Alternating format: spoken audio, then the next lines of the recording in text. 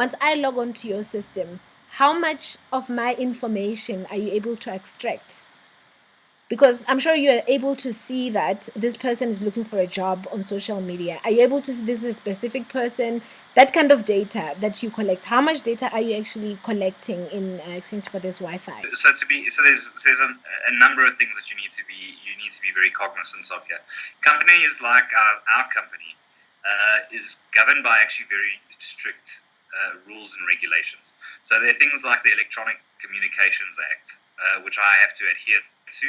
It has many things that impact user security in terms of how I secure my network, what measures that we're taking to make sure that we don't have breaches or what people might term hacking.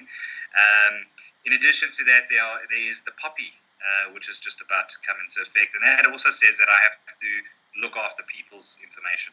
So, do I have your information? I do have it. All of the information that you give me, I have. And there are certain things that you have to give me. You have to give me your name.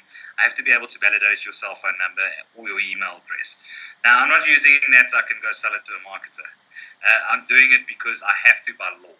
And the reason I have to do that by law is if someone comes onto my network and they do something bad, right, and it does happen often. So let's say they perpetrate a crime using my network. That crime could be something like something malicious, using something like hacking, or if they do something that they're not allowed to do online, like access content which is illegal. In those instances, the authorities can come to me and they need to say, Hayden, this thing happened on your network. Who did it? And I need to be able to point the authorities to a person. It's exactly the same as a RICA process. We have to know who these people are, otherwise people can use this free internet that we're given to perpetrate crime. So in that instance, absolutely, I do know who my people are, and I do have the ability to see what they're doing. Am I allowed to then use that information to market to you? I can use it to market to you for my own services. Are you allowed to opt out of that and say never contact me again? Absolutely, you are, and there's space to do that on the sites. And occasionally when we do marketing type information, every single time we do that, you have the ability to opt out if you haven't opted out and you want to. The reality is that everyone who runs your network can see, has certain amounts of information on you. Can I see what you're doing? No. All right. Can I see that you're on Facebook? I can see that you're on a social network, but can I see what's happening inside that stream? I.e., can I look at the picture, or can I have a look at the message, or can I have a look at the email, or the WhatsApp? Absolutely not. We don't do that. We don't have the technology to do that. And even if we did have the technology to do it, this Skype call that we're busy happening, which is happening over my network right now, yes, is protected by Skype. So Skype have a certain amount of encryption. Even if I was able to see into the data stream, I would just see gobbledygook because, it's a Skype client talking to a Skype client, and the data between those two clients is encrypted for various different reasons. So, is there a risk? Potentially, if we had to get hacked, which we take great care not to have that happen, there's always a risk. Mm-hmm. We take great care to make sure that doesn't happen. And it's no different to any other thing that you're doing online. There's always going to be risk online to a certain extent. Yeah. But we don't basically use that data for, let's call it, not PC things. Okay. Sorry, that's not. So just to be clear, does AlwaysOn use this data for marketing purposes? Are you using it currently to market products to people? Yes, my own products too, absolutely. Okay. So do I use the information I have from people to communicate and market my own services to them? Absolutely, I do.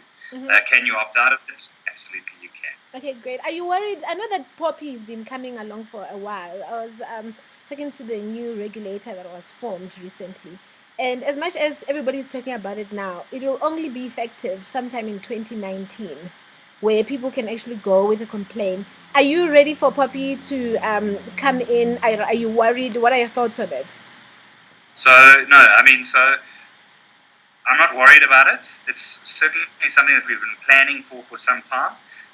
I would argue that most companies are kind of POPI compliant already, in that in order to be in order to be a good company where you know you have people's information, you need to have a certain level of trust, which means you're going to protect that information, absolutely. And I don't want to go into the details of how we store credit card information. We don't actually store credit card information because of that.